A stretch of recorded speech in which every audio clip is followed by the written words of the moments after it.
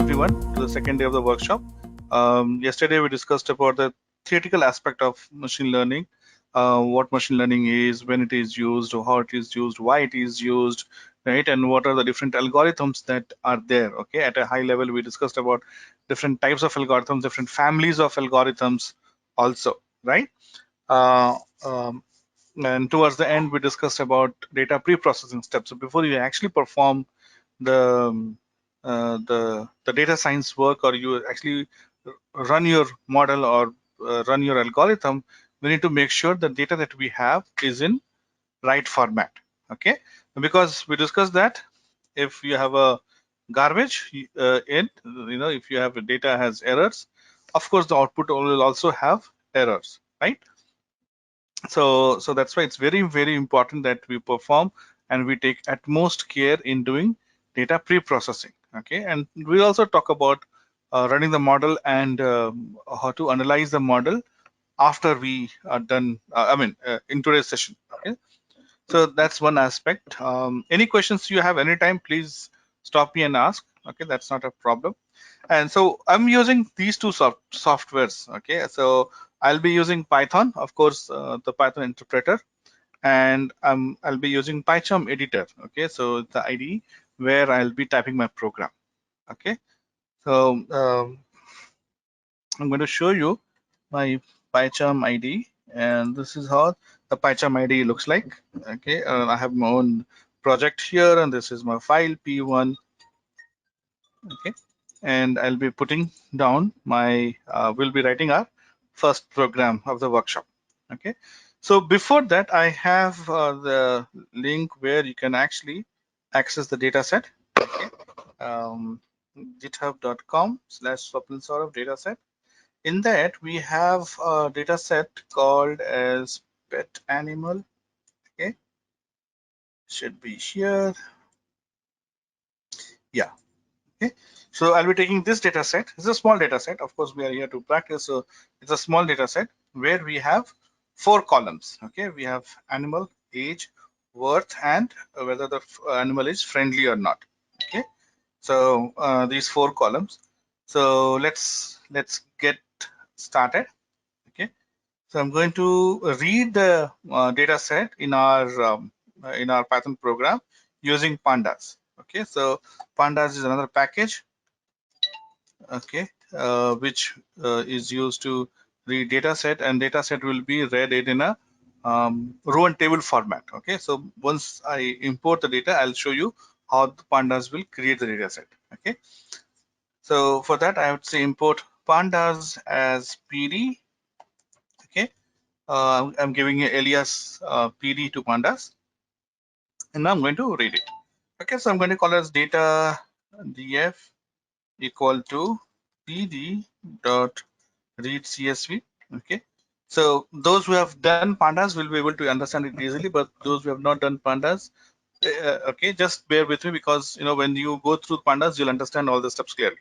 But while doing programming, I'm going to explain all these steps as much in detail as possible. Okay, so I'm going to read the CSV file. Okay, the CSV file is here in this location, you see. So pandas, using pandas you can read zip files, you can read online files. Okay, it need not. Okay, you can of course read CSV files saved on your computer, but you can also read online files which may not be there on your computer, but of course you need internet connectivity for that, and we have the internet connectivity. So here if you see, there's an option called as, so in GitHub location data set I have pet animal data.csv, and if you click here on raw, okay, so this gives us the link for the raw file. Okay, so when you are using a pandas to read data from GitHub, at least you'll have to take this link to read. Okay, the raw link. Okay, so see here, the link will start with raw dot, so that's why you know that, okay, it's a raw file. Okay, so raw dot github user content.com is generally what you see. Okay, so this is what I'll be taking, and this is the data set. You have animal, age, worth, friendly, right? So these are the values in the data set, and if you see here, we have some values missing here. So here the worth is missing.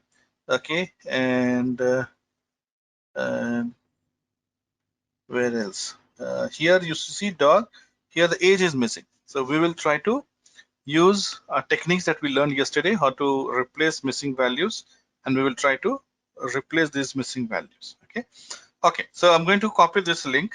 Let me first read the file here, and I'm going to say it's pd dot. So pandas dot read CSV. Read CSV is function using which I can read my CSV files. Okay. And I give my files here. Okay. So now if I want to see the output, I'm going to say print data set. Okay. And I'm going to do in the new line. So I'm going to give /n and I say data underscore df. Okay. So let me run P1. So in PyCharm at the bottom, you will get the output. Okay. The output screen is at the bottom. So when we run it, the print command will print the data set, and you can see the data set has read it. Okay. So pandas, again, if you know it, you'll know that pandas assigns index numbers automatically, which starts from 0. So this is row 0, this is row 1. So pandas will attach this values, okay, 0 to 9. Of course, these are the columns we are interested in: animal, age, worth, friendly. Okay. And then you have animal names, you have age here and worth here and friendly. Okay. So yesterday we were speaking about predictor value, right? Or XY value. So now let's imagine this data set is about animal, and this based on that we want to predict, okay, if with given characteristic, can we predict the animal to be friendly or non-friendly? Okay. So what are the given characteristics? We have given characteristics are animal type, the name itself, okay, age and worth. So if you talk about data types here, uh, okay, so data type from Python, of course, you have string, and age is also float and worth is also float. But from the mathematics point of view, okay, we have two types of data that we discussed about. One is numeric data, right? And second one was categorical data. So if you see here, animal, this is a categorical data, right? And how many categories we have? We have 1, 2, 3. Okay, cat, dog, and moose, right? So we have three types of animal. So we have three categorical value. I mean, one categorical value, and values are cat, dog, and moose. Okay. Then our age and worth, both of these are numbers. Okay. So we'll have a different approach towards number and for categorical value, right? We discussed yesterday.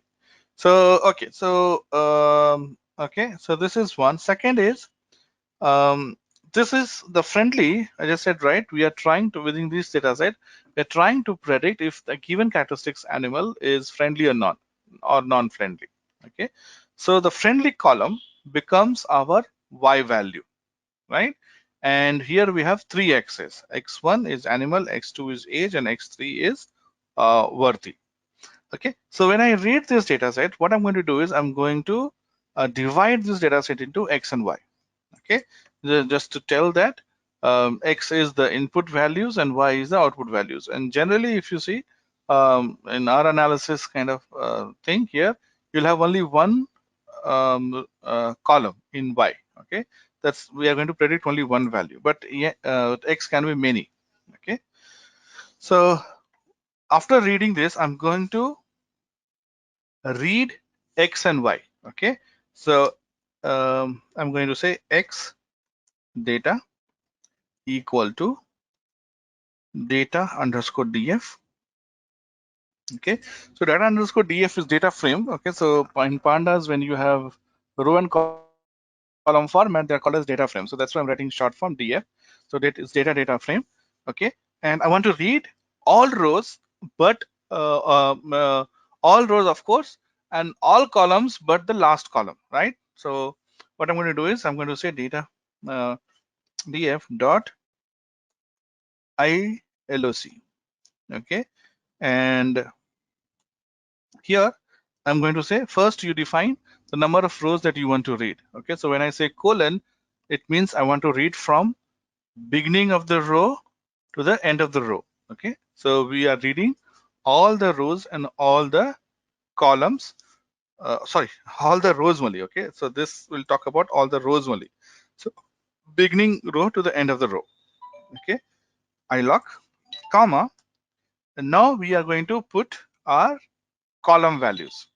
So we want all the columns, right, from the beginning, but we don't want the last column. The last column friendly is will be part of y.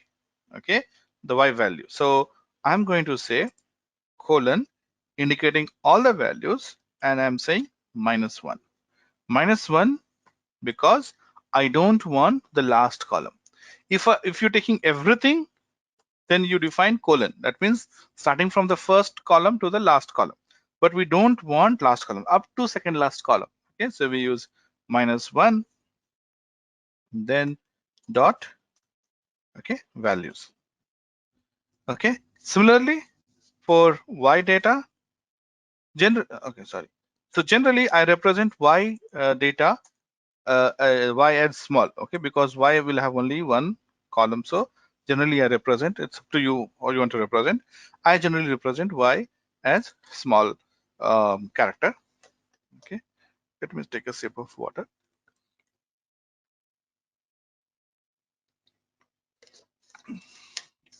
Okay, now here also we want all the rows, but only last column here, or you can say in Python, the indexing starts from 0. Okay, row or column indexing starts from 0.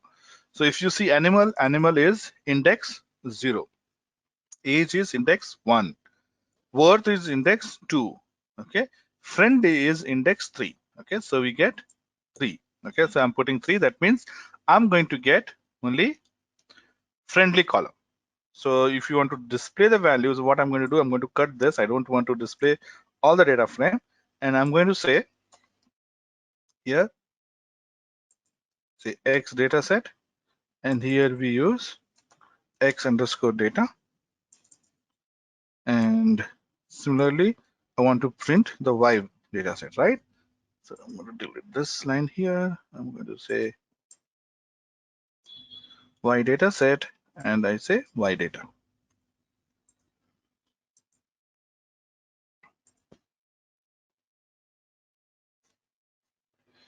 Okay, so see here. So what has happened? The original data set is now broken, and you have X data set as cat, age, and worth, and Y data set we have no, yes, no, yes, as a friendly column. Okay, so these are the values in X and Y now. Now, the next step, as I said, was before we actually run any model to predict whether the animal or okay is friendly or not, we need to figure out, are there any missing stuff, or should we perform any pre-processing steps? So yesterday we discussed about 4 types. One was missing value. Okay. Second we discussed was, anybody remembers?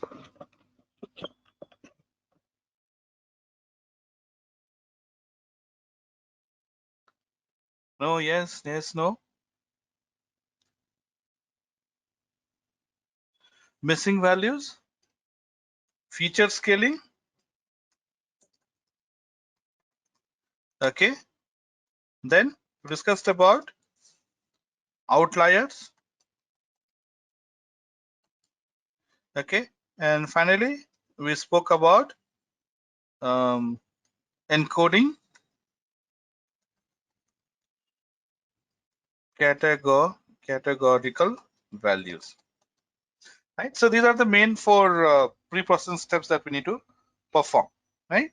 So missing values, feature scaling, and outliers, and finally categorical values. So we'll perform all these here. So first, missing value. So here we do have missing value. Okay, so this age is missing. So see, missing values, we discussed that if it is a number, we will generally do median or average, mean, right? And if it is a categorical value, we generally perform mode, okay, the maximum occurring value. So I'm going to perform here for missing values, okay, on numbers first. Okay, so of course we have numbers missing here, nan. So when we convert into NumPy, okay, so numbers are converted into NumPy. When I say iloc this, right, this converts into NumPy, and NumPy represents blank value, or see, so here it knows that this column has, okay, second column and third column has number values. So when you have number values, the missing values is called as nan, okay, not a number, okay. So we will replace all these nans with our average value. Okay, so let's see how we do it. So we have something, we are using sklearn for our analysis. So we'll be using sklearn here. So I'm going to say from sklearn, okay, dot impute. I'm going to call impute, okay, and say import simple imputer. This will help us to find out the missing values and give them the strategy. And using that strategy, will replace the values. Okay. So here, okay, so I'm going to say imputer. I'm going to create an object. Okay, imputer equal to simple imputer, and it takes two values in case of numeric. Okay, one is the missing values.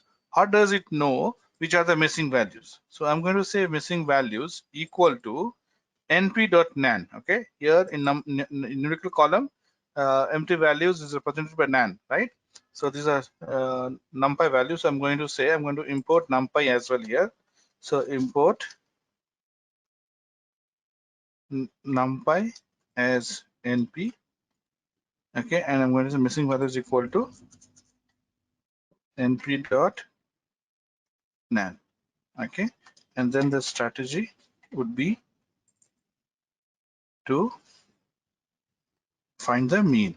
Okay, so now what I'm going to do is I'm going to perform the I'm going to perform the fit here. So this is imputer.fit.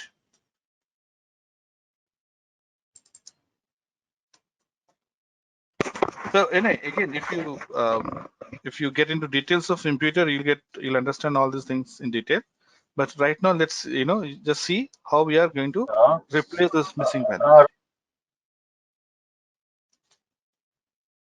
Was there a question there? Okay.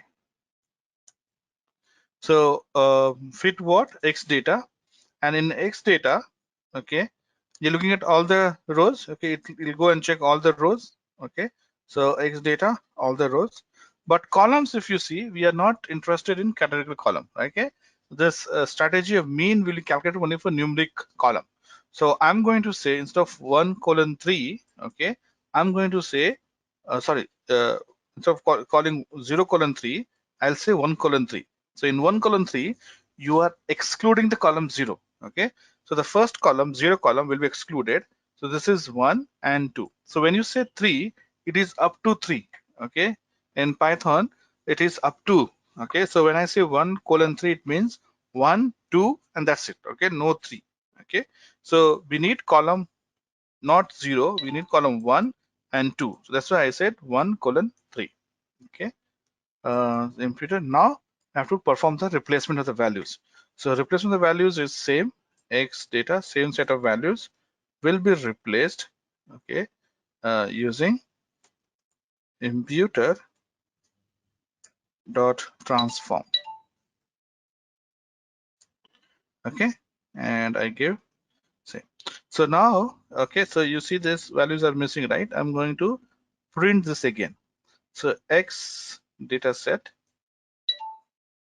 Okay, I'm going to comment this. We want only X, and I'm saying after imputer.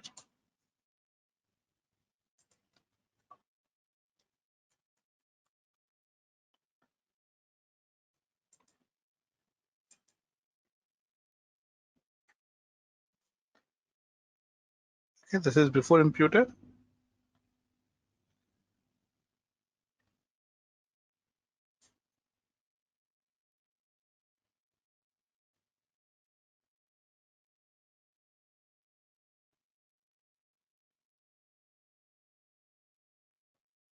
Okay, yeah, and can you hear me now?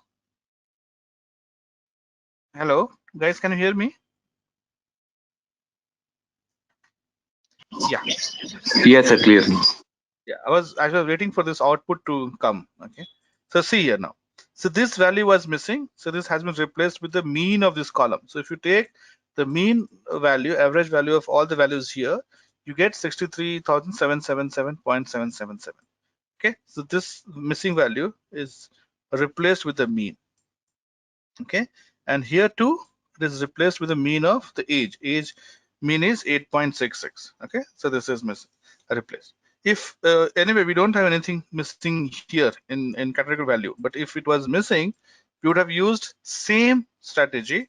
Okay, just instead of doing all this, we would have used, okay, missing value, it knows that it is missing value, blank values, so we don't have to give this, and strategy would be, okay, we call it as maximum occurring, okay, or the mode type. Okay, so max occurring okay, so something like this.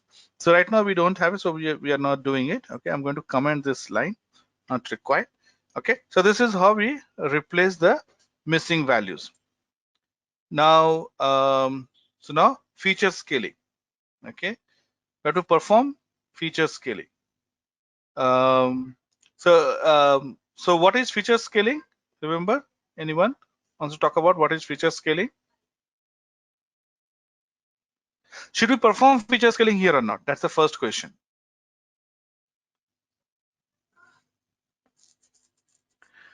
Okay, so feature scaling, yes, we need to perform here, because if you see the age and the worthy, right, worth and the age, the values are totally different. The age is like single digit, or in less than 20, and the worth is in tens of thousand, right? So in this case, yes, it makes sense to perform feature scaling. And feature scaling is what we discussed before, was it helps us to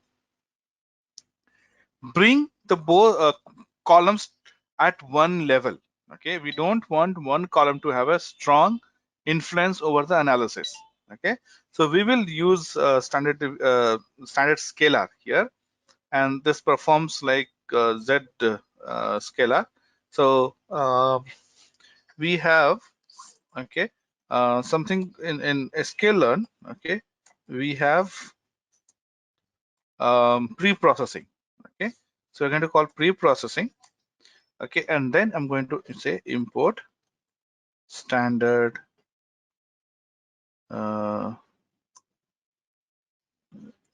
it's not coming. Yeah, standard scalar.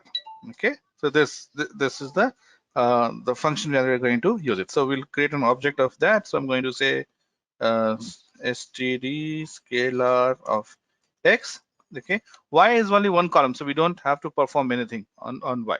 So it's x only, we have to perform the standard scalar. So I'm going to call standard scalar.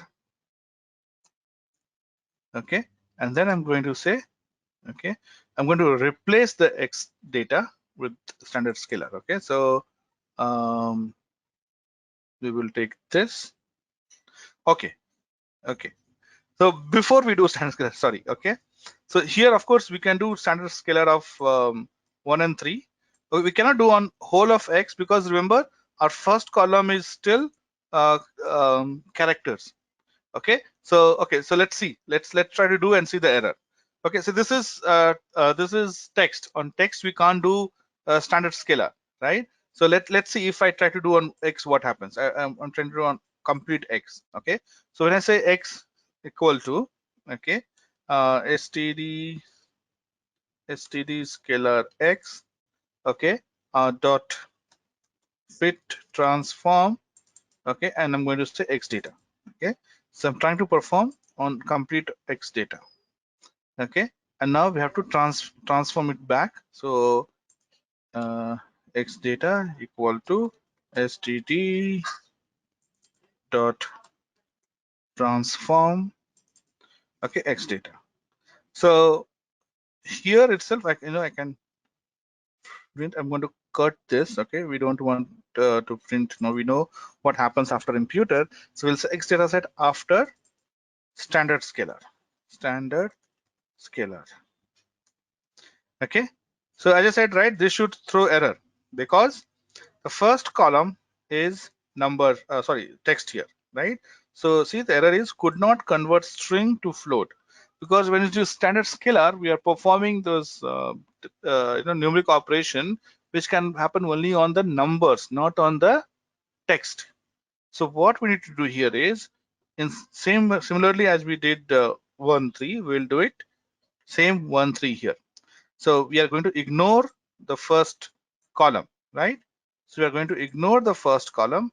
We perform only on the second and third column. Okay, and output we want to put X data, right? So output we want to print this. So see, so what happened? These values got changed. Now if you see, because we performed on using standard scalar and it uses Z scalar internally, the values will, most of the values will range from -3 to +3. Of course, you can have some outliers which is beyond -3 and +3. Okay, so here the values are within -3 and +3. All the values has been, okay, has been moved here. Okay, so it has been the scalar has been performed here. Now outliers here, values look same, so I'm not going to perform any outliers. Okay, there's no outlier here, but you can even have your own condition where you can check the outliers and you can remove it. Okay, so we have limited time, so I'm not going to focus on this because this itself is a big topic. Okay, so we will ignore the outliers for now, but let's go back to the encoding of categorical values. Okay, we go back to the encoding of categorical values here. So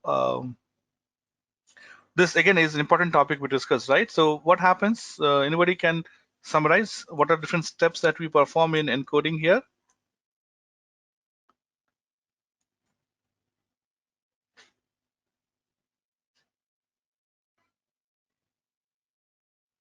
Anyone? Okay. So in the in categorical values, okay, when you have categorical values here, as I said, right, we can't use string for our analysis. The first step is to convert this into code. Okay, and how do we do that? We convert. Okay, so here the smaller value, the if you arrange C, cat, dog, and moose, cat will come first, then dog, then moose. So cat will be changed to 0 code. Okay, dog to 1 code and moose to 2 code. So let's do that first. So we want to convert this x0 into coding. So okay, so we have something called as label encoder. So I'm going to say from sklearn, okay, dot pre-processing, okay, import label encoder. Okay, so I'm going to say label encoder, and we'll create an object of label encoder. So I'm going to create an object of label encoder, say label x, okay, equal to label encoder. Okay, then I'm going to say x all rows 0 column. Okay, so here we have x data, so x, okay, equal to label encoder, okay, label encoder dot fit transform, okay, dot fit transform, and we give all rows should transform columns 0, right, first column, fit transform x, sorry.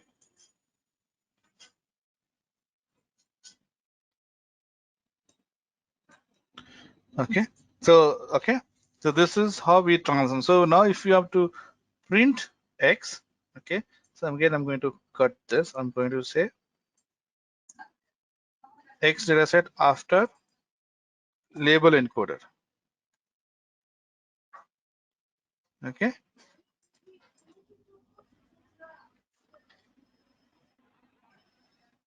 so see, the text string has been encoded as 0 1 2, right? So of course cat is 1, dog is 2, sorry, cat is 0, dog is 1, and moose is 2, right? So cat 0, dog 1, moose 2.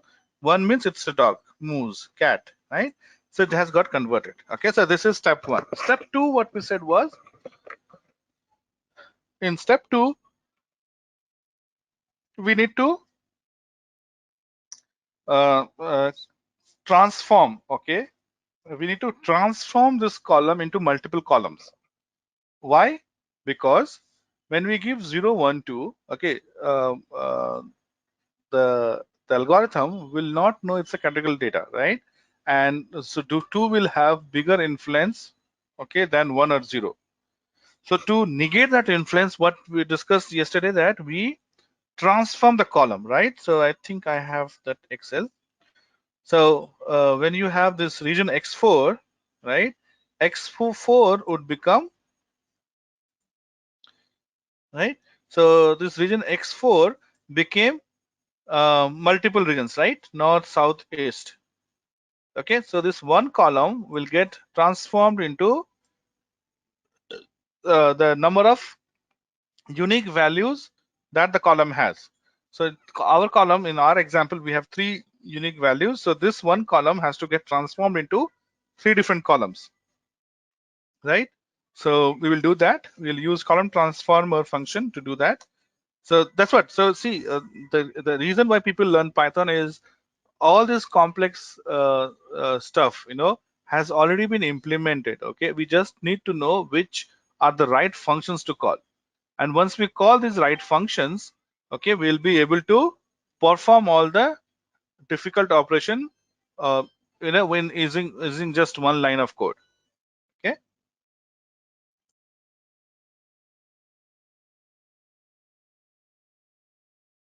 Sorry. So okay, so let's perform this. I'm going to say from sklearn, okay, dot compose. Okay, so yeah, this is what we need to remember. Okay, that a const transfer is in sklearn compose. Okay, so once we know this, then our work becomes much easier. Okay, so column transformer, and I'm going to create that objective of trans equal to object of transformer, column transformer, and I need to pass few values here. So we are going to use what is called as one hot encoder.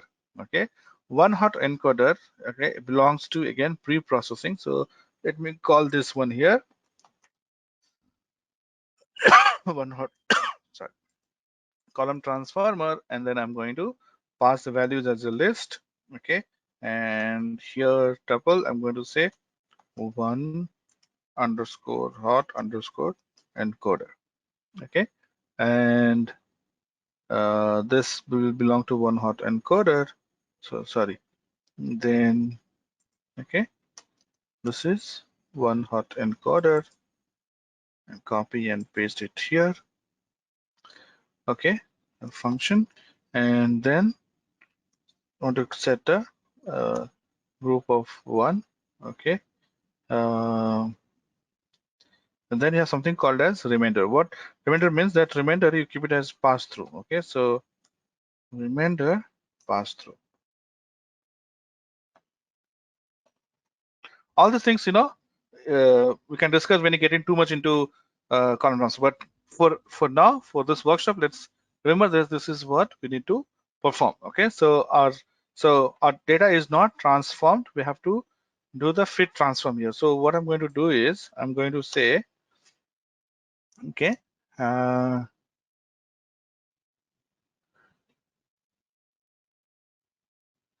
okay, so I'm going to use complete X data here. Okay, and I'm going to say equal to convert into array np array. Okay, and trans dot fit transform, and fit transform what? The X data. Okay, and this should be it. So this is after label encoder, and this is after column transform. After column transform. a column transformer, you call it. Okay. Let's see. Hopefully, okay, it should be all right.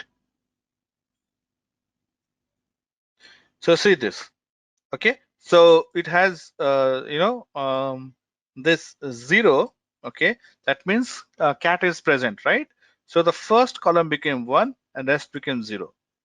So we had three unique values in the category: cat, dog, moose. So we created 3 extra. So these 2 columns remain same as it is, right? For uh, the the feature scaled or scaled age and scaled worth is here, but here you get 3 columns. Okay, so first column is cat, second is dog, third is moose. So here 1 means cat is present, rest 2 are absent. Here it means dog is present, rest 2 are absent. Here if you see, cat is absent, dog is absent, moose is present, right? So that's how you get these column values. Okay, so we have performed all these things on this data set. Any questions so far? Yeah, the third step which we have not done is you can drop any column. Okay, so for me, I can drop. I said right. The third step is when you're performing this column transform or to handle categorical value. First, you need to encode it 0, 1, 2, 3, 4. Right. So here we have 3. So I encode it to 0, 1, 2. Then you have to transform that one column into multiple columns.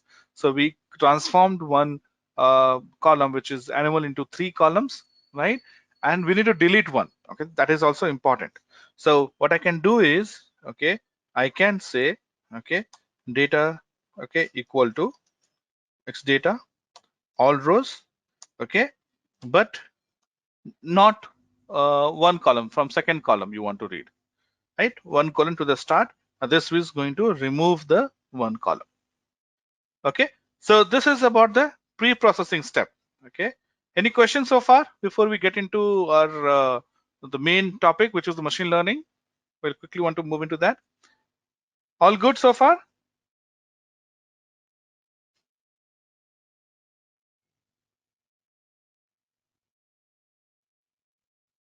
Okay, so I assume that it's all good. Thanks, Vinod. Thanks for the confirmation.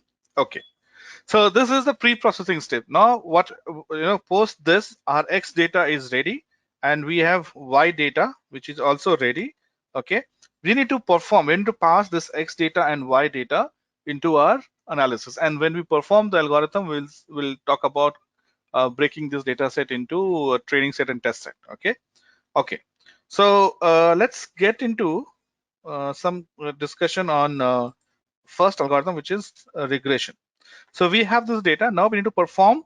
So this step you have to perform for any kind of algorithm. Any algorithm that you work on, you have to perform this step. And now post doing all this, you have X data and Y data, which can be used or which can be passed to our algorithm. Okay. So let's understand what algorithm does. Okay. So okay. So let's say we'll take one simple case, okay, where one factor impacts the outcome.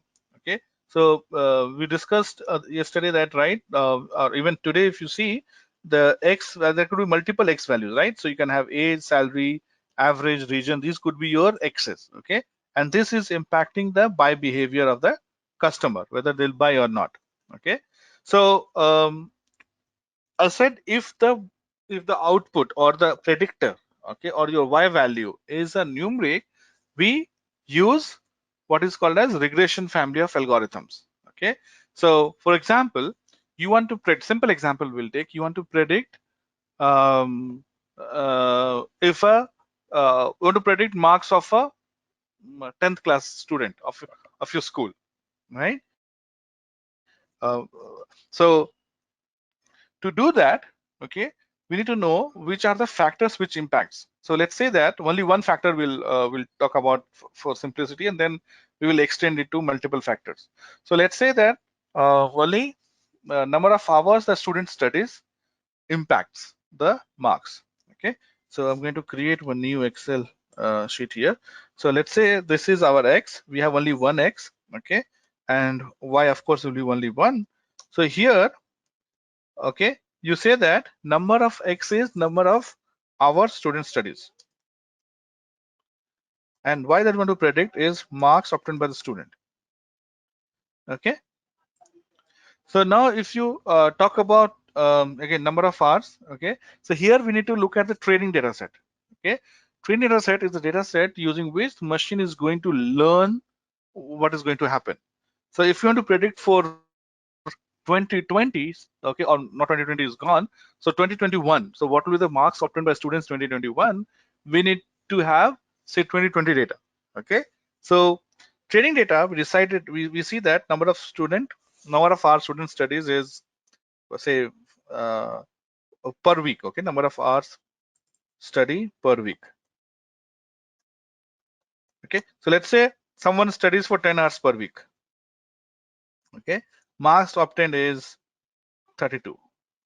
Then you have somebody who studied for like 67 hours per week. Marks obtained is say 89, right?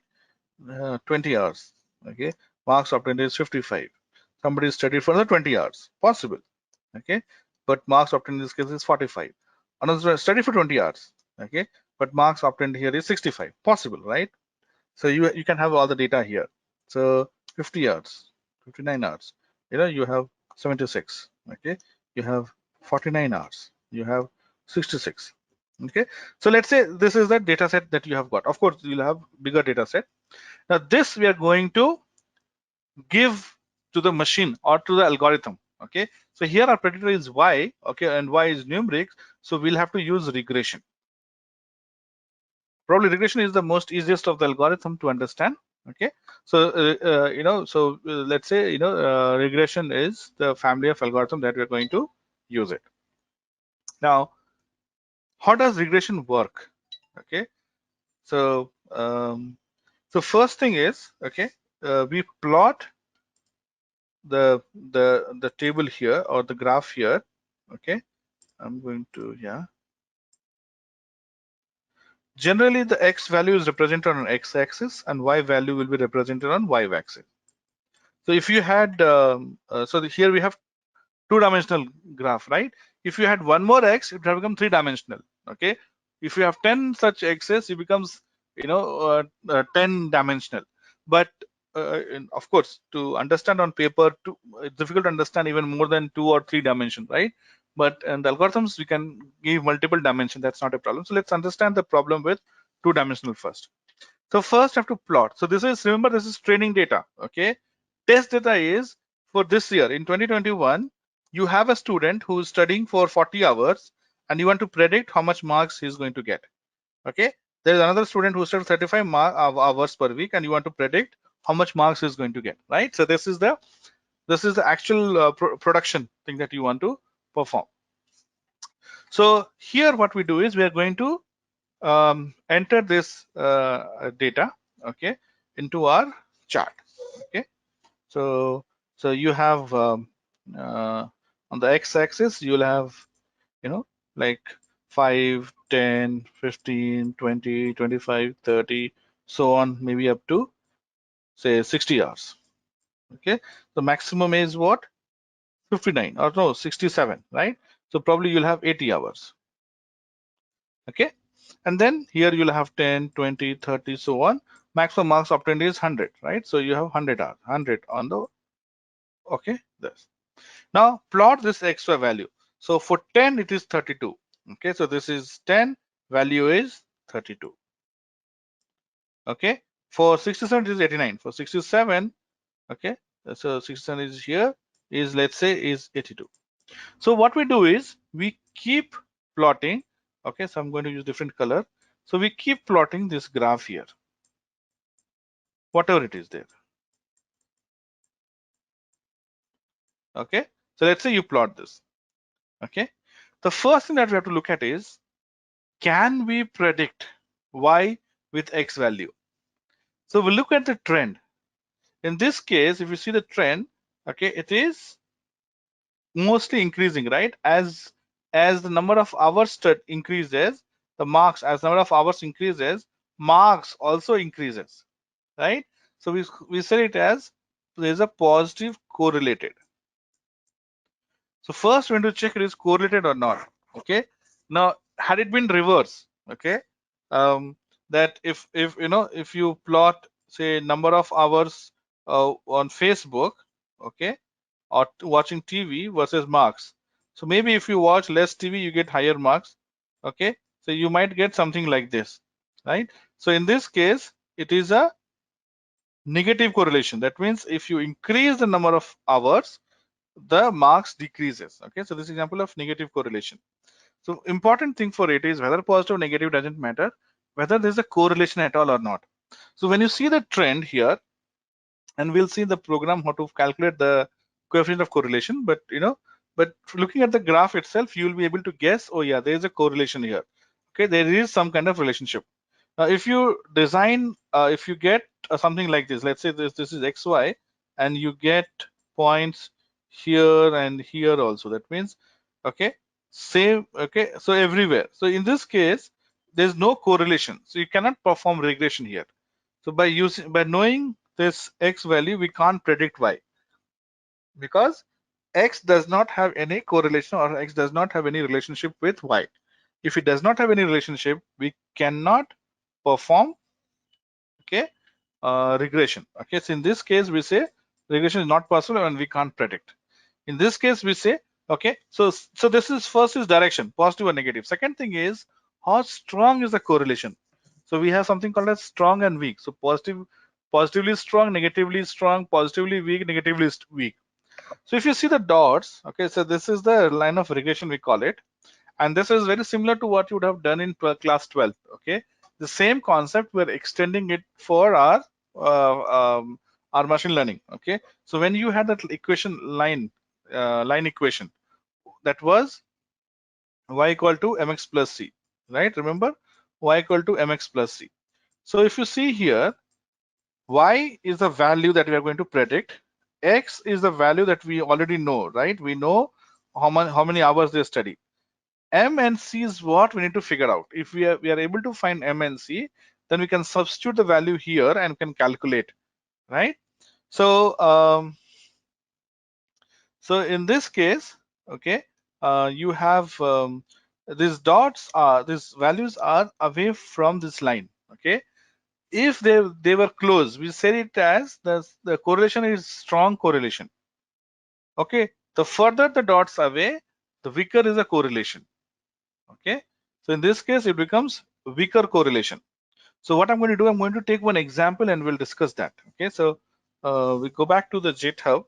I'm going to load another data set. So in this case, I'm going to search for student scores. I think there's a student scores data here. Student scores. Okay, so I'm going to take this data. So here we have number of hours to their study and the marks obtained. Same example, but I have got a lot more data so that, you know, we can see how it works. So I'm going to do the raw version of it. Okay, I'm going to take it. Okay, so in this case, let's say data is already clean. So let's say we don't have to perform any of the pre-processing steps. So I'm going to delete this, and I'm going to oops, what did I do? Shift and okay.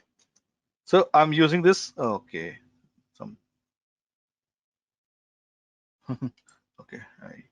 I didn't want to copy this. Okay, I think all good now. So okay, so let's print this data and see. Print the given data set is okay /n, and I'm going to say data underscore df. So when I run p1, we should be able to see that. Oh, it's copied the same link. Okay, sorry, we need a different link, right? We need, I think I made a mistake here. I'm going to copy this one. Probably I didn't do a good job of copying. Okay, now let's run and see the data set.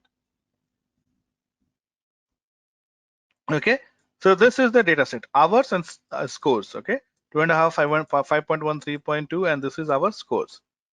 So the first thing that we need to do is we'll create this scatter plot. Okay. So we will use matplotlib, okay, which is package in Python to display graphs. So I'm going to say import matplotlib, sorry, matplotlib dot pyplot as plt. Plt is the alias we're giving. So I'm going to say plt dot, okay, scatter plot. Okay, what we drew was scatter plot. I'm going to draw scatter plot here, and scatter plot will have x and y. So I'm going to put hours on x and marks on y. So on the x we get data df. Okay, case it is case sensitive. Okay, so exact column name we have to give here. So I'm going to copy directly from here. Okay, I'm going to copy directly from here. Okay, so now I'm going to say plt.show. It's going to the graph will appear on our screen. I need to delete the comma. Okay.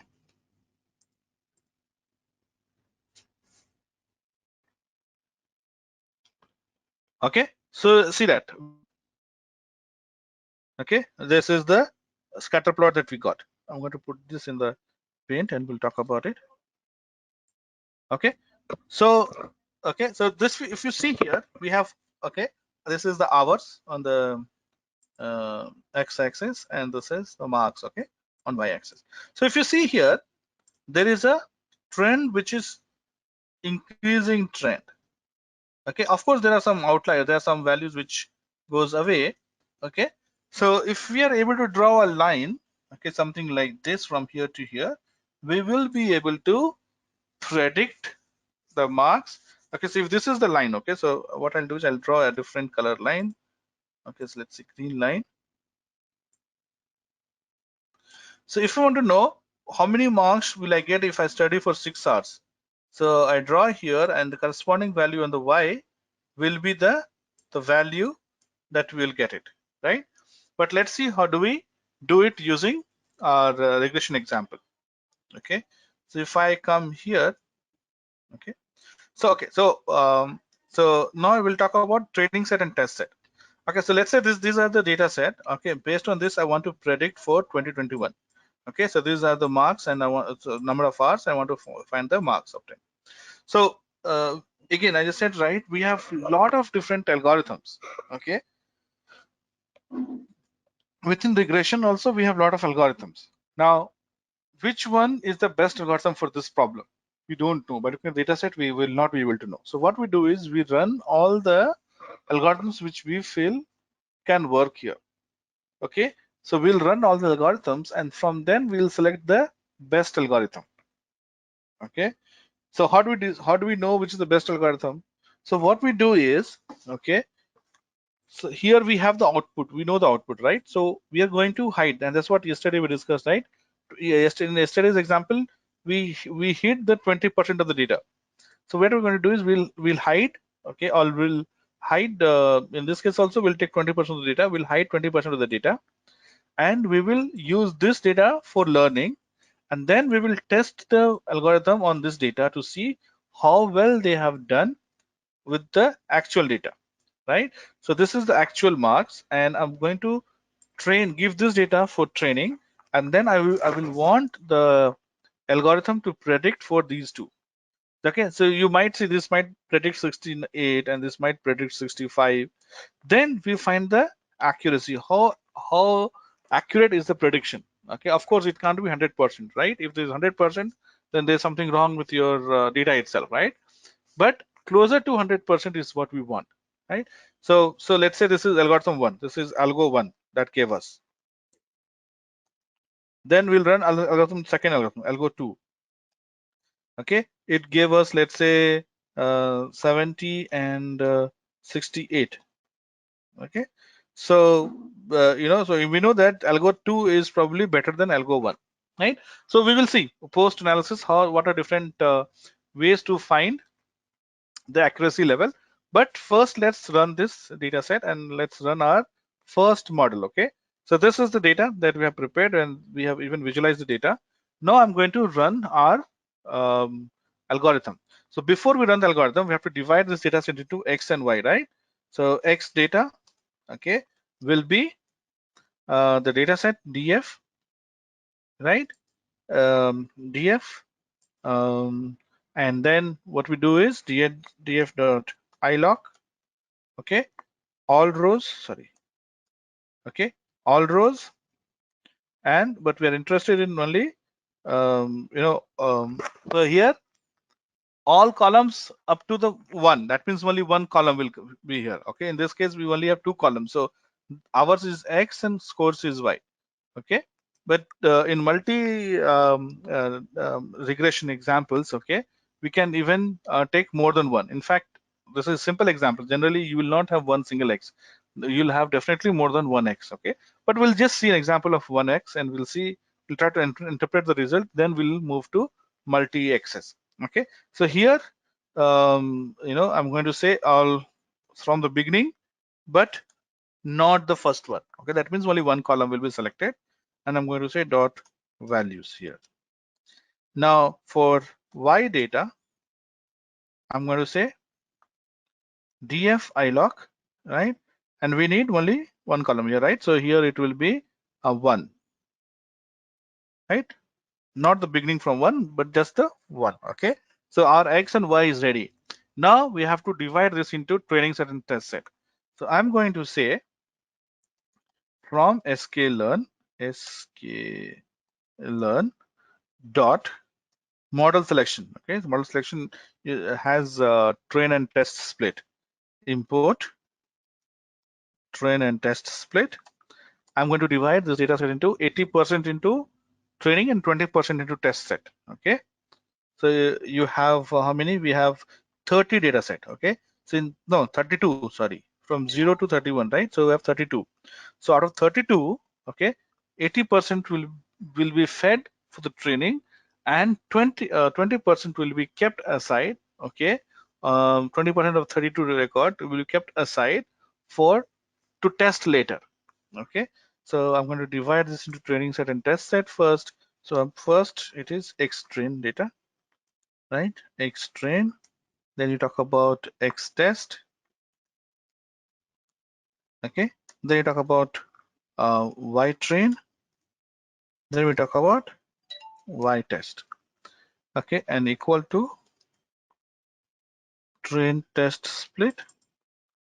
And you have x data. You have y data. Okay. X data, y data, then test size. Then we give the test size. Okay, so test size is 20%, so 0.2 we give. And then okay, so random state, I told you, right? If you give random state, then fixed number of columns will be selected at once. Okay, so generally when you're building the model, it is good practice to give random state so that you can verify. When you run multiple times, you can verify the result. Okay, but in the production environment, we don't give this. Okay, so since we are developing, let me give random state. Random state as maybe 1. Okay, okay, so if you want to see the train set and test set, we can print all this. Okay, print test data. First we generally do the train data. Okay, so we'll say train data.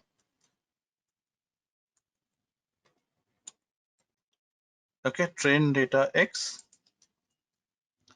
Okay, then we give test data x. Then we give data y,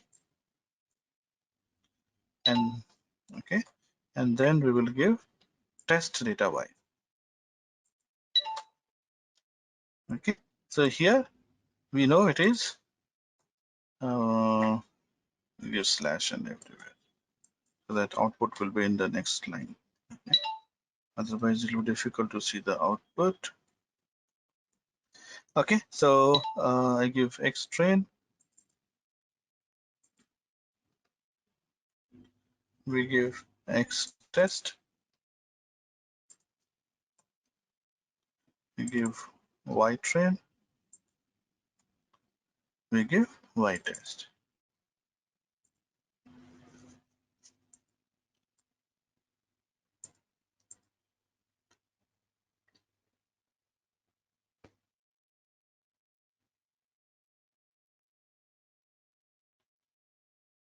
Okay, so this is our graph.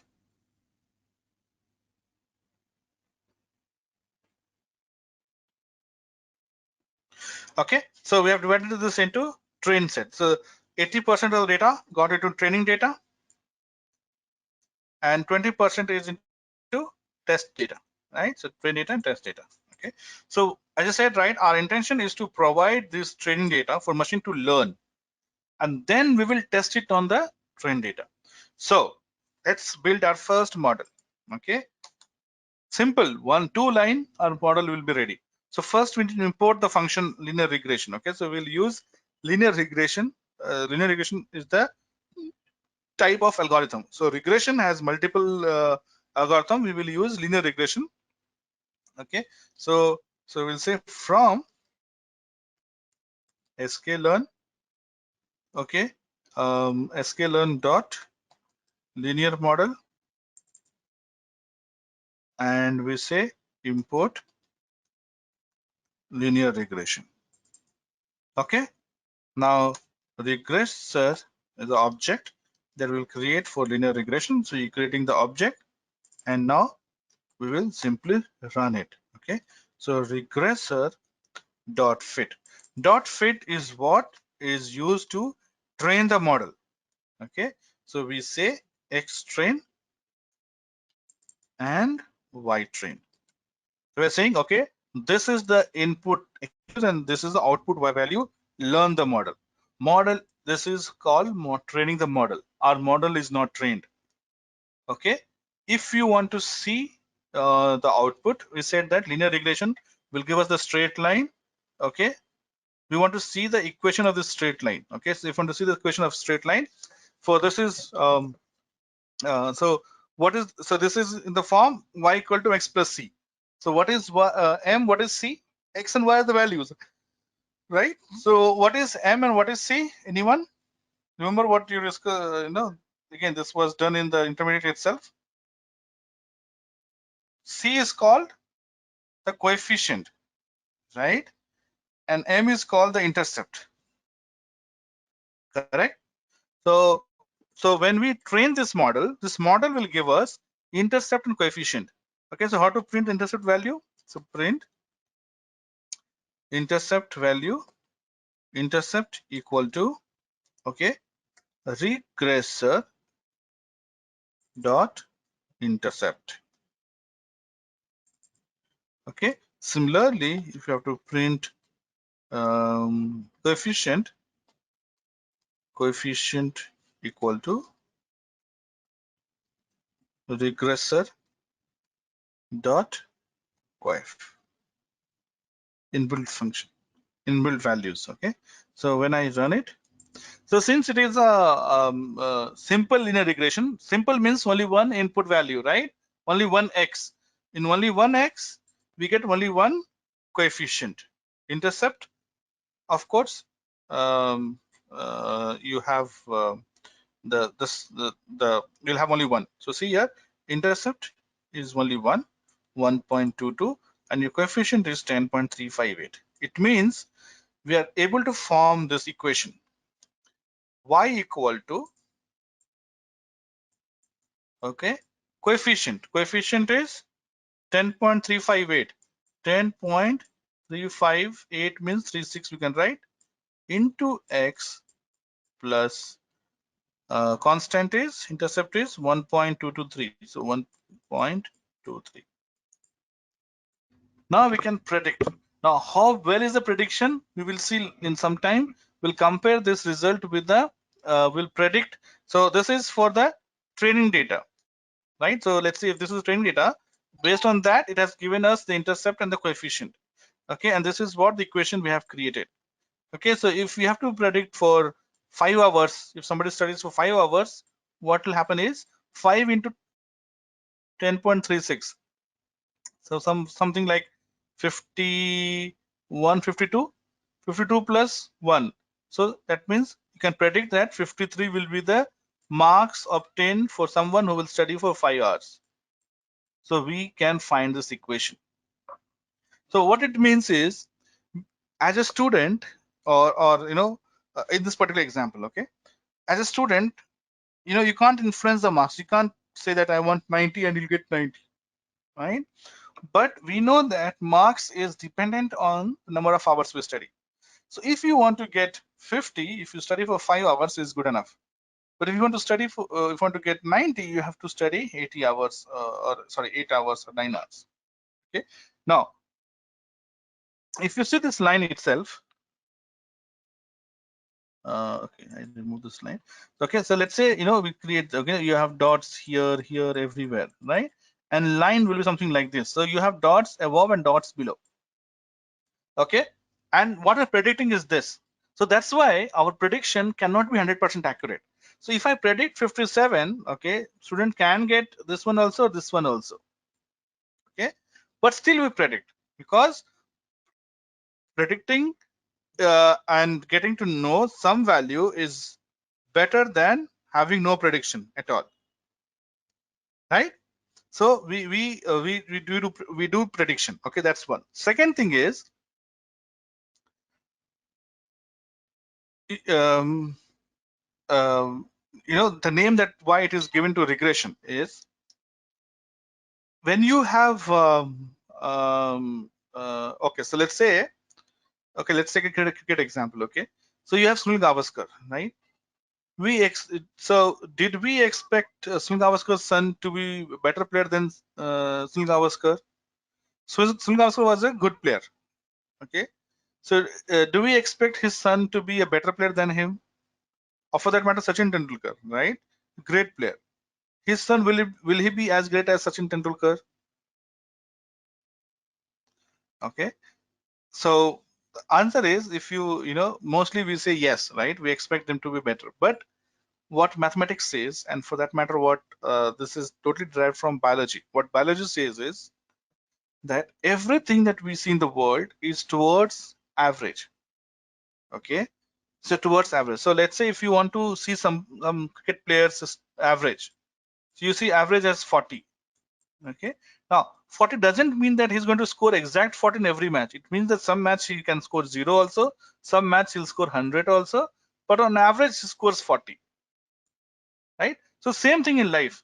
So you expect every cricketer to be along this line. Some cricketer can be here or here, so Sunil Gavaskar or Sachin Tendulkar, okay, but that is rare cases. You expect some player to be worse performing. That is also rare cases. What is best case is that everybody is along this average line. Okay, this is what it says. So you predict that if you study for 5 hours, you get 53 marks. Yes, the student can get 55, can get 80 also, you never know. But it is more likely, okay, the probability is much higher for this guy to get 53 than to get 80 or even to get 30. Possible, okay? You can have exception, you can have outliers, okay? Can score 80 and 30. You can have cricketer who scores 100 in every match, okay, but probability of doing that is very rare. Mostly people will score around 40. The probability of scoring 40 is much higher. That's how the machine learning algorithms are based or related to probability. We're talking about probability. Okay, the highest probability for this guy is to get 53. Okay, so this is how this equation will give us intercept and coefficient. Okay, now so this is this is one algorithm. Okay, now what we have done is we have not calculated the predicted. So this is performed on the train set, right? We did fit training. So remember, we have 20% test data. So what I'm going to do now is I'm going to predict for the X test. I'm not going to train it. Training is done, model is trained, and it has got these values of all fine. Now I'm going to predict it on the test set. So what I'm going to do is I'm going to call that as ypred. Okay, ypred is a variable that will have the prediction of the remaining 20%. Okay, and how do you predict? We say regressor, okay, dot predict. Okay, and what we're going to pass here is x test. We're going to pass x. We're not giving x y test. Y test we have hidden from the algorithm. We will get ypred, and then we'll compare ypred with y test, and then we will see how good the model has predicted. Okay, so ypred equal to regressor dot predict. Okay, and I'm going to say output df. Okay, so output df we will have both ypred and the y test equal to. We are going to add them together, data frame. Okay, so we call it as actual. Okay, so actual means something which is we'll pass a dictionary here, actual versus predicted. So I'm going to say um, dictionary, so we'll use flower bracket. I'm going to say actual value equal to y test. No, how did we read y test? Ytt, right? Ytt. Okay, so this is actual value. Now we are going to do the predicted value. Okay, so predicted, okay, colon, we say ypred. Okay, so now we'll print this actual versus predicted. So I'm going to say print actual versus predicted. Okay, so we put a new line, and I'm going to say output underscore df. Okay, so when I run it, you get. Okay, let's wait for the actual. Okay, so see this. Now look here. So in first case, actual value is 2030, and we predicted 29.195. Very close prediction. 75 he got, but we predicted 89. 95 is actual, 93 you predicted. 62, 62, 30, 27. So if you see, okay, except one value, 75 and 89, most of the values are almost in the same range. It means we have done a good job of predicting. Okay, so what I'm going to do is I'm going to quickly run one more algorithm. Okay, we'll run one more algorithm on this. So this is a linear regression algorithm. We'll perform maybe SVM. Okay, SVR actually, support vector regression. We'll see. We'll not discuss about more about it. Okay, because we didn't had we didn't want to do that as part of this workshop. Okay, because we have limited time, right? We'll also have to look at the classification. So what I'm going to do is I'm quickly run the SVR algorithm. Okay, and then we're going to compare SVR versus linear method. Okay, to see which has done better. So that way we will have better comparison for this, right? So let me, okay, quickly talk about the SVR. Okay, so let's come back here. So all the steps are same. Okay, so this, we have created the training set and test set. This is where we created for linear regression, and this is the prediction for the linear regression. Okay, now what I'm going to do is I'm going to run SVR algorithm. Okay, so if you see here, SVR is also exactly same. Okay, so we will use from sklearn. It is also part of sklearn. Okay, we call it as SVM. Okay, from SVM we will import SVR. This is second algorithm under regression. Okay, and what we're going to do is we'll use let's say RBF example here. So from sklearn SVM import SVR, I'm going to say SVR regressor.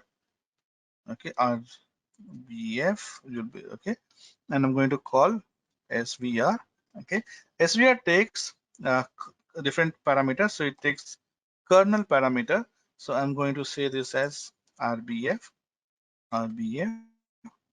Then I'm going to pass C, okay, as say 100, and I'm going to pass gamma value, okay, as 0.1. Okay, now I'm going to predict. How do we predict? Dot fit, right? So you get uh, say I call it as Y reg, right? So SVR reg, SVR a regressor. Okay,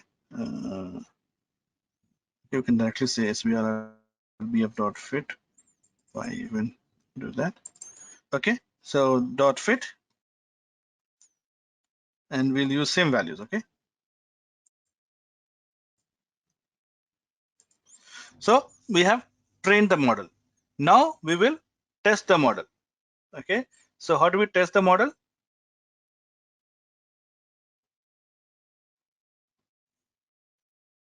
So we'll say we'll copy this whole.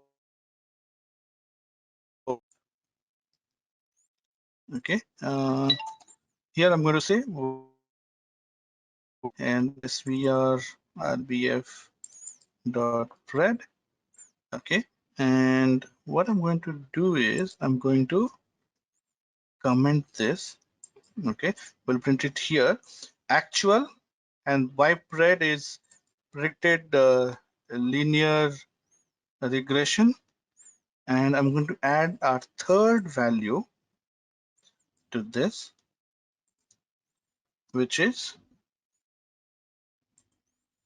predicted using SVR.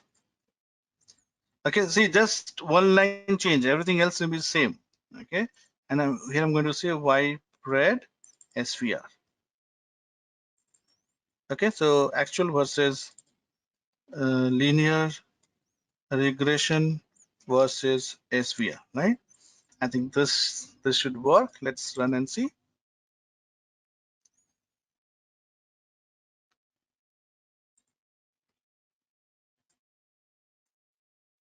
See here.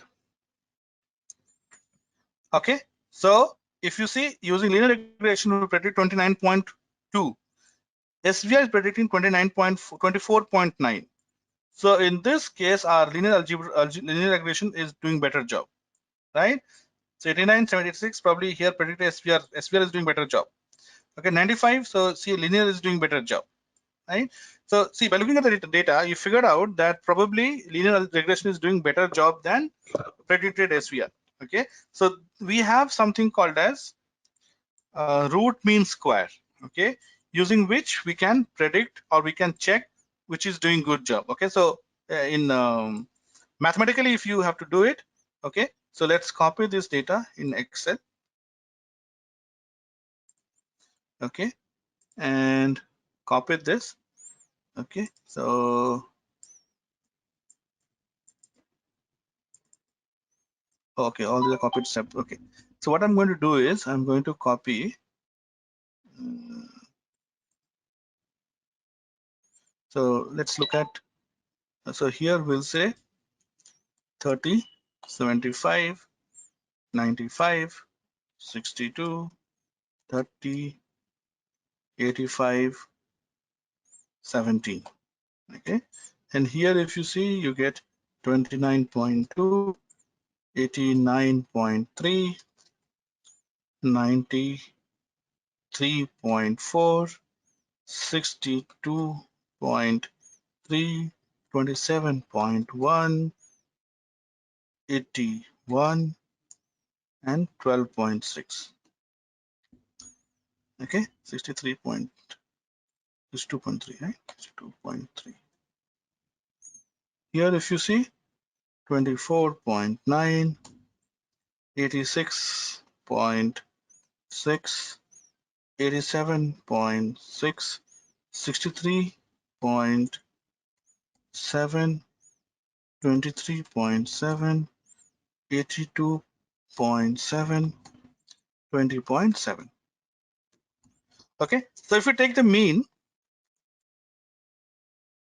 okay, uh, let's say we type mean here. Okay, so mean is average, right? So average. So average of SVR is 55.7. It is 56. It is 56. So if you see here, linear algebra is better fit than SVR. Okay, so we do have Python function to do that. So it is part of metric. Okay, so I'm going to say from sklearn. Okay, import metrics. Okay, and we have something called as root mean square. Okay, root mean square. Um, uh, so for that, okay, we have to calculate mean squared error. Okay, mean squared error. Okay, so mean squared error, we have mean absolute error, mean squared error, and then we calculate root mean square. So how do we calculate the absolute error? So let's say this is your actual.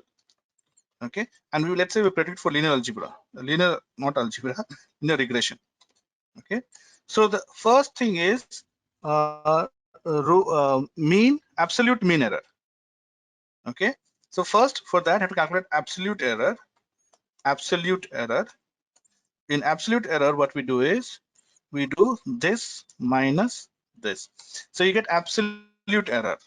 Okay, then to calculate the mean, if we add this, okay, what happens is this error will be very close to 0. Okay, 0.09, but that's not right, because what it has done, it has compensated plus with minus. See, whether it is error 1.6 or minus 1.6, both are error, right? But if you get minus 1.6 and plus 1.6, this will add them together, will show you 0 error, which is wrong. So that's what we do is we first square it. Okay, so we absolute square. Okay, we square it. Okay, square is done to remove that minus sign. Okay, so I'm going to say 0.8 into 0.8. So now this is the square error. Now square error problem is we have squared, so we have to do the square root, right? So then we perform the sum of this. Okay,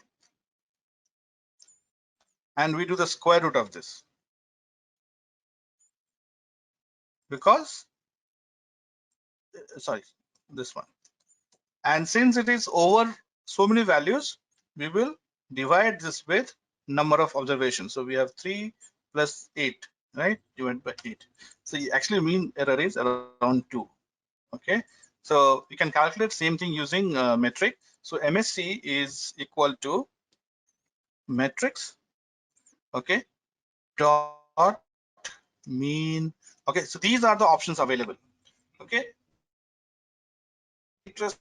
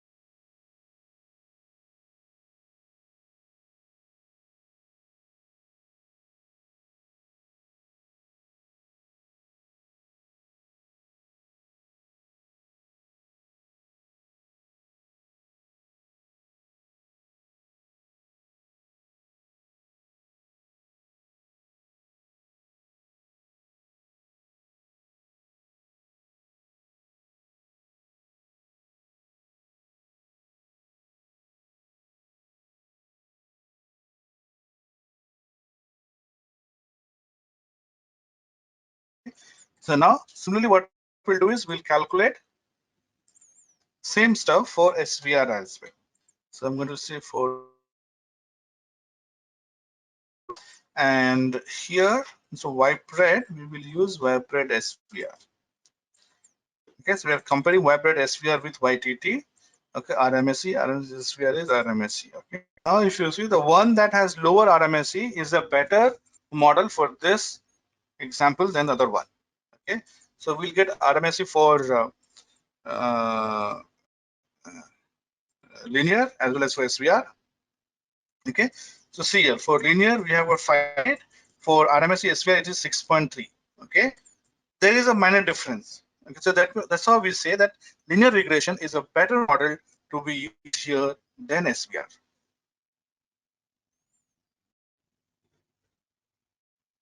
Okay, all good so far, guys?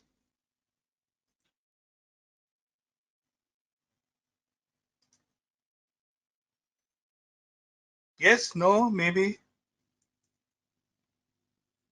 Okay, so I take it as yes. Okay, now we have about 40 minutes, 20 minutes, sorry. We have about 20 minutes. So we'll talk about classification. Okay, so first thing that we know that on classification, our Y value is a categorical value.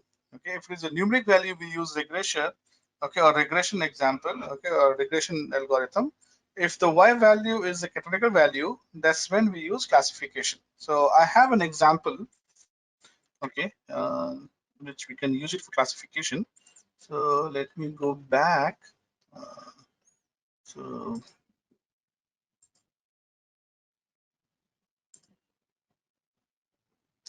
oops, machine learning. Okay, if you go to machine learning folder here. Okay, so we'll talk about this ad success.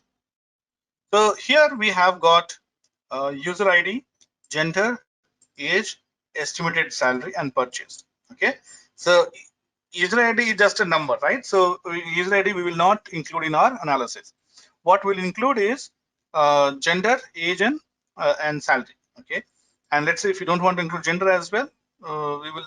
Okay, so you can include only age and estimated salary. So based on gender, age, and salary, we want to predict if the person is willing to purchase our product or not. Okay, so when you say 0, that means this particular person, okay, has not purchased our product. This particular person has not purchased, but this particular person has purchased. So female with age 32 and salary as 1,50,000 has actually purchased our product. Okay, so this is the trading data. We have to we will give this to the classification algorithm, and then we will predict for a newcomer. Okay, new value we provide. Based on the value we provide, we'll have to check whether we'll be able to predict this or not, right? So what I'm going to do is I'm going to perform all this. Okay, so I said, right, except the running the model, right? Everything else is done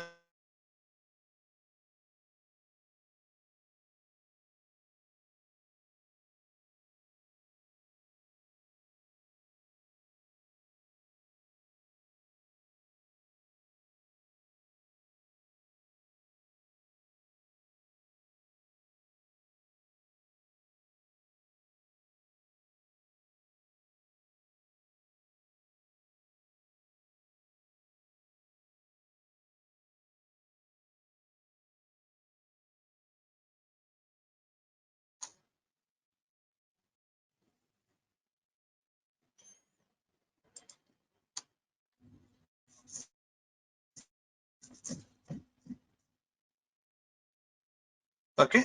So we got the raw file here. So I'm going to take it and put it here.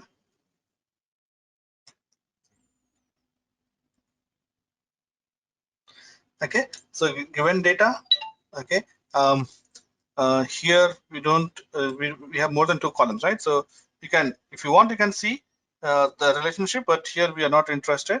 Okay, and what we'll do is we will take for X, we will take just age and salary for now.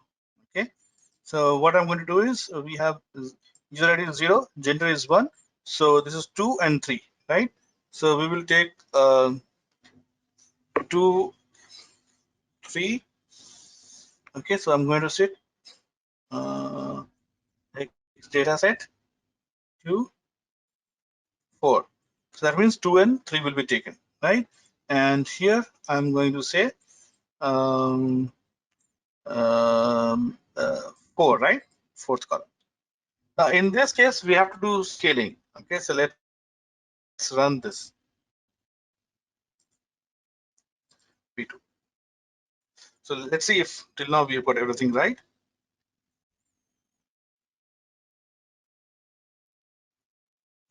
Okay, so yes. So what we have done, we have broken this into age and salary. Okay, so this is our training data. This is our test data, and this is our Y training data and Y test data. 0 means no purchase, 1 means purchased. Okay, so see, age and salary, they are in different value, right? So we need to scale this. So what I'm going to do is I'm going to perform standard scalar here. Okay, so same way from sklearn dot preprocessing. Okay, import standard scalar, right? And okay, so standard scalar equal to standard scalar. This is the object of standard scalar now.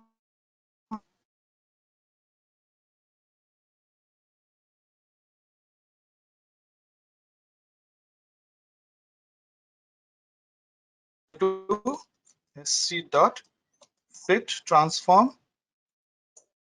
Okay, x train, and then we say X test also we need to write. So if you had done it before, then before this, then we could have just said X train and sorry, X data and broken into train and test. But we are doing post, so we have to do this transformation of both training and test, right? Test will be used when we actually test the model. Okay, so sc dot form. Okay, and we say X test. So now our data is scaled. Okay, okay. So to perform the classifier, we need to call the classification model. So we have SVM, okay, support vector machine classifier as well, which is called as SVC. Okay, so SV support vector machine can be used for both regression and for classification. Algorithm is little different. Okay, 90% is the same. That's why the concept is same. So that's why it's called support vector machine, SVM. Okay, we use SVR for regression. We'll be using SVC classifier for classification. So we want to classify, we want to understand what kind of pattern, okay, based on age and salary, people are going to buy our product. Okay, so we'll call same algorithm. So we have to call from sklearn, okay, dot svm, and this time we are not going to import svr, but we're going to store, we're going to import svc, support vector classifier. Okay, now we will use this to classify exactly the same, just like regressor. We say classifier equal to okay, classifier equal to svcs, and then we pass kernel. Okay, just like we did it in there. So here I'm going to use linear kernel, not RPF, linear kernel, and I give random state. Okay, I just said, right, you can give random state or no give random state depending upon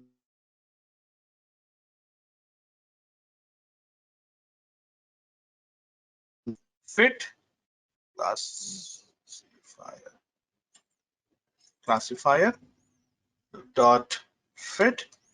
So fit is for what?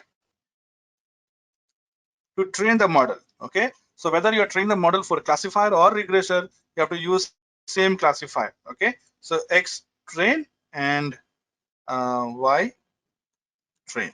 So our model is not trained. Now we need to predict it. So Y pred equal to, okay, classifier, okay, dot predict. Okay, and you predict on X test, right? Okay, now you want to see the output. We'll do the same thing here. Okay,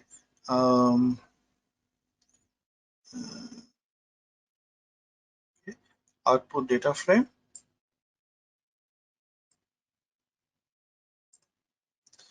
Okay, so here data frame actual versus we have only one. So SVC, SVC, and this we need to remove it, not required. Okay, so okay, now you can see the output. Program 2. Okay, so see, this is what we are predicting. Now, for certain values, of course, we are only looking at the prediction part. Actual value is 0, not purchased, and predicted also not purchased. So we got it right. Here, this also we got it right, but this we got it wrong. Okay, actually, the person has predicted, but our model is saying that not predicted. Here again, we got it right. We got it right. We got it right. See, most of the values we got it right. Some values we got it wrong. So just like we used RMSE to predict the accuracy of the linear, sorry, not linear, any regression for that matter. Just like we used RMSE to predict the accuracy of regression model, we do have something here, okay, to predict for classification problems. Okay, we call it as, okay, uh, um, uh, we call it as uh, um, uh, uh,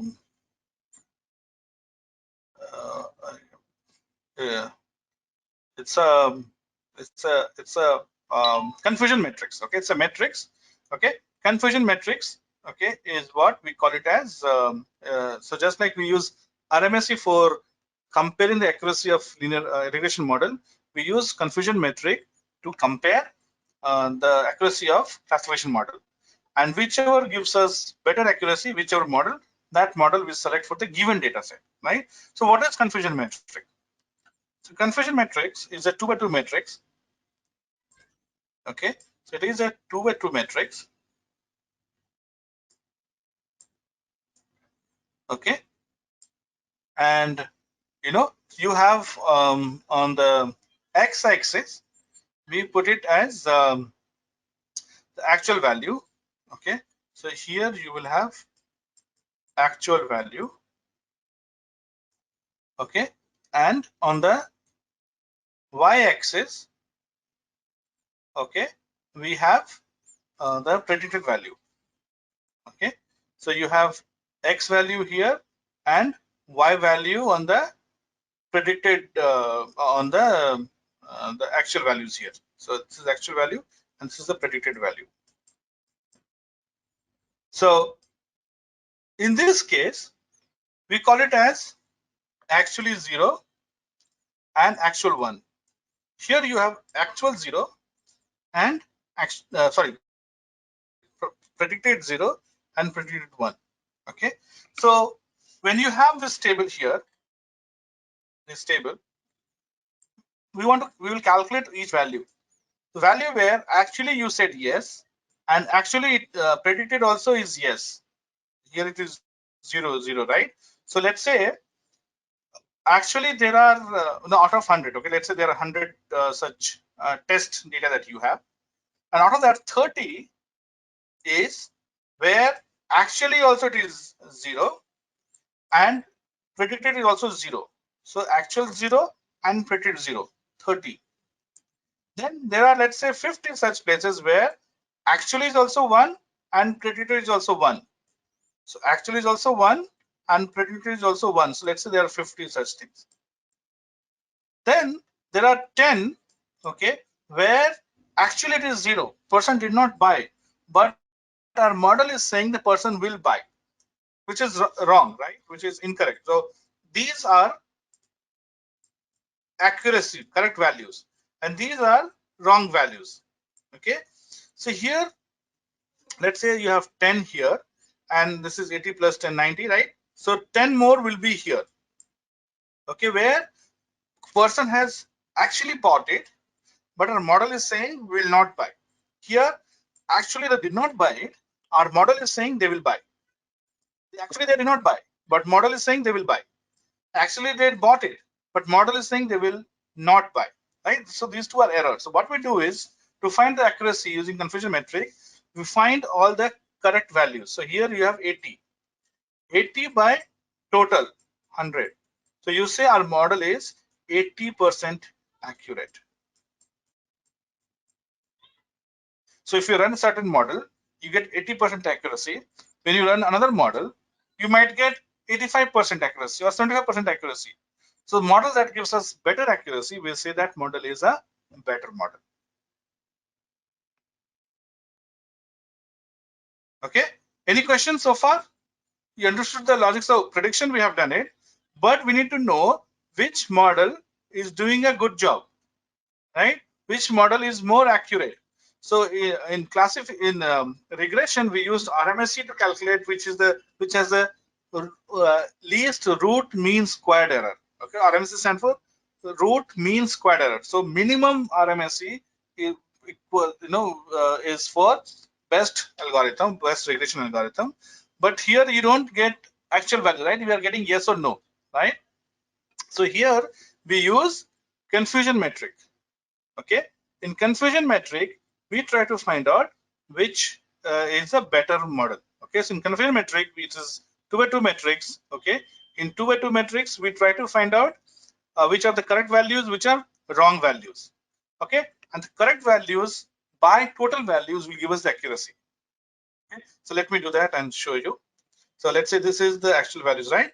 So now I'm going to run confusion metric. So confusion metric, just like metric, it is in metrics, only sklearn metrics. I'm going to say from sklearn metrics, sklearn dot metrics.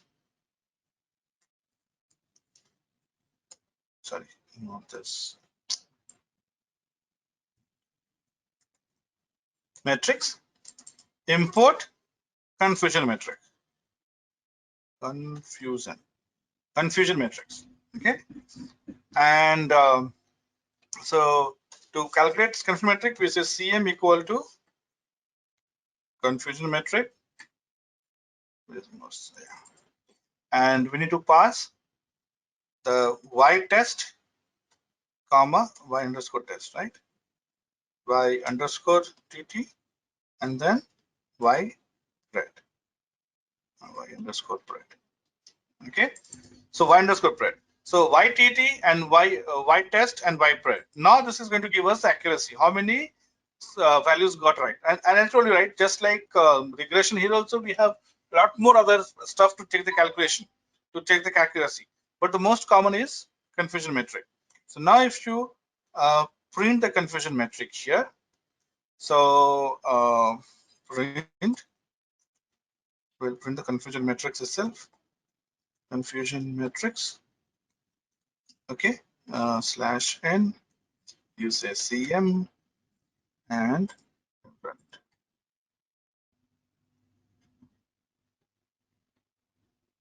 Okay, so see that.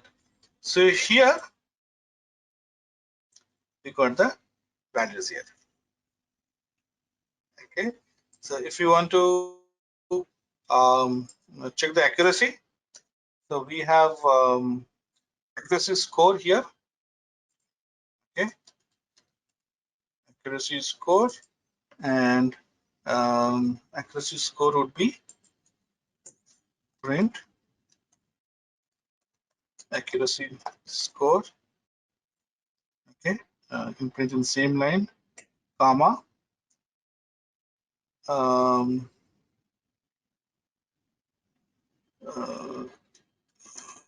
accuracy score, okay, and we pass some set of values. Okay, so let's see this.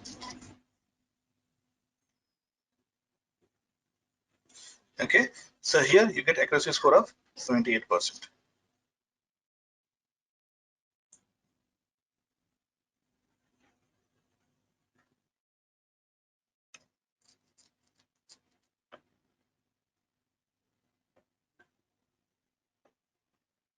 Okay, so 78 is the accuracy score here. And if you see here, it is 63 by 17. So 63 plus 17 is 80. Is it 40, 50, 60, 70, 80? So 63 by 80, 63 divided by 80, you get 78.75, right? 78.75. So this is the 78% is the accuracy score, right? All the accurate values divided minus total value. Sorry, accurate correct values divided total values. Okay, so this model, SVR model on this particular data set, okay, so the accuracy will change based on data set as well. So what we are saying is for SVR on the given data set that we had, accuracy is 78.75%. If you run some other model, it can be less or more than 78, right? If it is more than 78, that model becomes the better model for this particular data set. Okay, so this is how we perform classification algorithm. So with that, we come to the end of our course, of our workshop. Okay, and that's all I had in the workshop. Okay, any question, guys? So we have seen how regression works. We have seen two algorithms in regression. We have seen one algorithm in classification. We have seen what is the importance, how to perform pre-processing and why we need to perform pre-processing before we run the model. Once we run the model, we also need to find out the accuracy of the model, right? So in regression, we did RMSE, and in classification, we did confusion matrix and accuracy score to find out how accurate is our classification algorithm. So regression and classification both are part of supervised algorithm. In regression, we look at the numerical value as Y. In classification, we look at categorical value as Y. Right?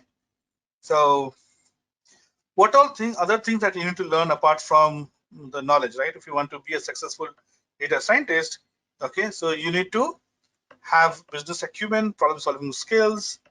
Of course, you need to understand mathematical part, right? Whether it's a probability or statistics or linear algebra concepts, you need to know that. And one programming skill. Okay, Python is probably the most popular language right now. Okay, so Python is preferred over R, but R is also one of the other language which you can learn. And you have SQL programming as well.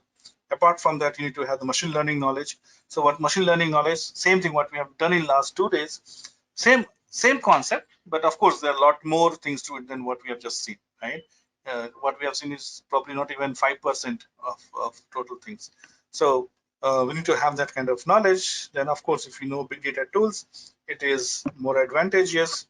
And ultimately, it is just communication skills. So you have done all this hard work, but also need to present it to your management, right? That's where we are saying that you need to have the storytelling and visualization skills as well. Okay, and yeah, so thank you again for attending our workshop for last 2 days. You have given us almost like 4 hours of your time. Thank you so much. And a marketing pitch here that we do conduct full-scale training on these topics and a lot more other topics. Okay, so if you are interested to get in touch with us, you can save our number. You can call us and you can get in touch with us. So yeah, thank you so much. Thank you so much. I saw a couple of thank you messages. Thank you so much. Thanks to you for being there with me for last 2 days and 4 hours. Thank you so much. And I open it for any Q&A. So if you have any questions, I'm happy to take. again, one thing I have to remind you that of course, if you have registered for the workshop, okay, we will have your email IDs, and you will get a review link, okay, feedback link to your email IDs. Make sure that you enter your name correctly so that you can get your feedback. This is the chance of, yeah, Nudut sir.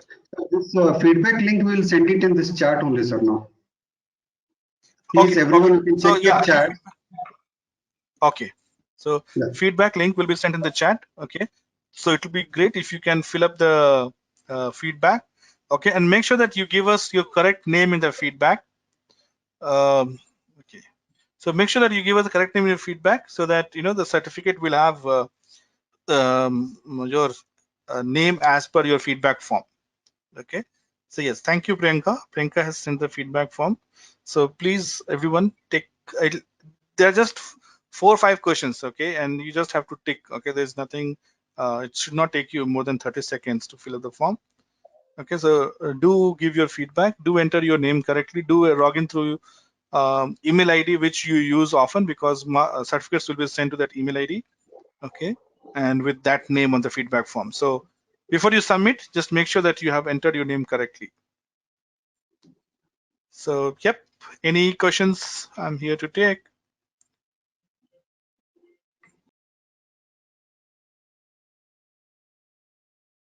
Okay, thank you everyone. If there are no questions, then we'll end the session here. So meeting will be on for next few minutes, so you can take your time to fill the form. Thank you very much.